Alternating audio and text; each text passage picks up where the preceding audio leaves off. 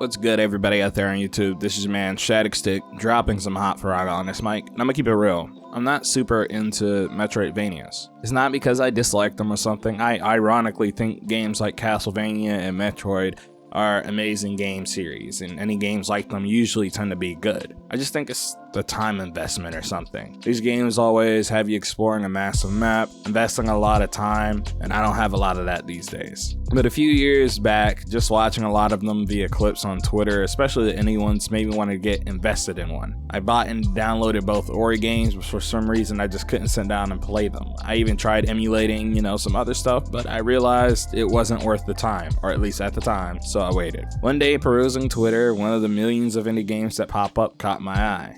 I don't know if it was the N64 aesthetic or the movement, but I decided to follow the game. The game starred a thick goat rabbit thing, so usually these things don't even get demos, let alone full games. Boy, I was sure wrong.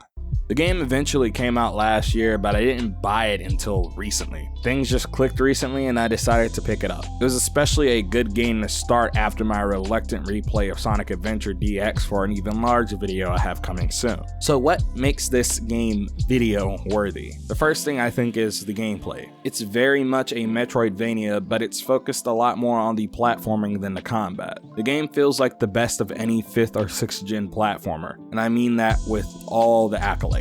Every room feels like some sort of puzzle or challenge that the player needs to figure out. Because of this, the exploration part of the Metroidvania style layout becomes a lot less tedious, despite there being no fast travels or anything of the sort. The physics are also solid. The moveset is reminiscent of 3D Mario with a hint of 2D Mega Man style skills and mechanics. The combat is also solid. It's simple and is very much based on the likes of 3D Zelda and Souls-like games, but I think that's a good thing. Next thing the game does right is its approach to its graphical style.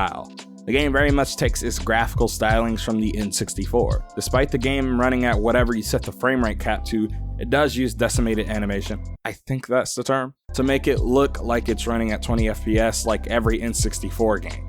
Despite this, the game still feels smooth and feels like it's running at the frame rate you set. It also has a filter that looks like it downsamples and upscales the resolution on top of adding that Vaseline-style hardware anti-aliasing that the N64 was known for. It doesn't make it detrimental in that it makes it super blurry or anything, but there's a little bit of blur and a little bit of that, old style anti-aliasing. It just really all comes together. If you told someone this was a never released N64 game, they genuinely believe you. The music is also very good. It has a very ambient feel, and while I do think the game would benefit from a slightly more varied soundtrack, the one it has is already plenty good. The only place where the game falls short is its short storytelling. You have random NPCs thrown throughout the map that tell you stuff, but I don't really understand what the story is supposed to be. I could always look it up, but I don't think I care to, or I might after I beat the game. Despite the game's polish, it was very obviously made with a small budget in mind,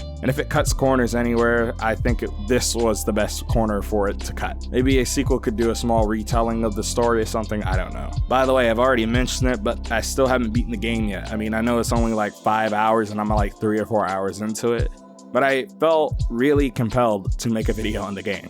Something just tells me that this game needs more people talking about it, more eyes on it, and more people playing it. This game is only $6 on Steam and it's easy to run, so if you think you might like it, just go ahead and buy it. But guys, thanks for watching this short video. This has been your man Hastags. Don't forget to comment, like, and subscribe. Join my Discord. The links, as always, are down below on the card. And follow your boy on Twitter, the Elon Musk app. Remember, Hot Faraga turns to Cold Blizzaga, so chill out some of my other videos. Check out my Jet Set Radio video. I put a lot of work into that, and the Sonic Dream Team video before it. But we're out of here. Peace, and have a good one.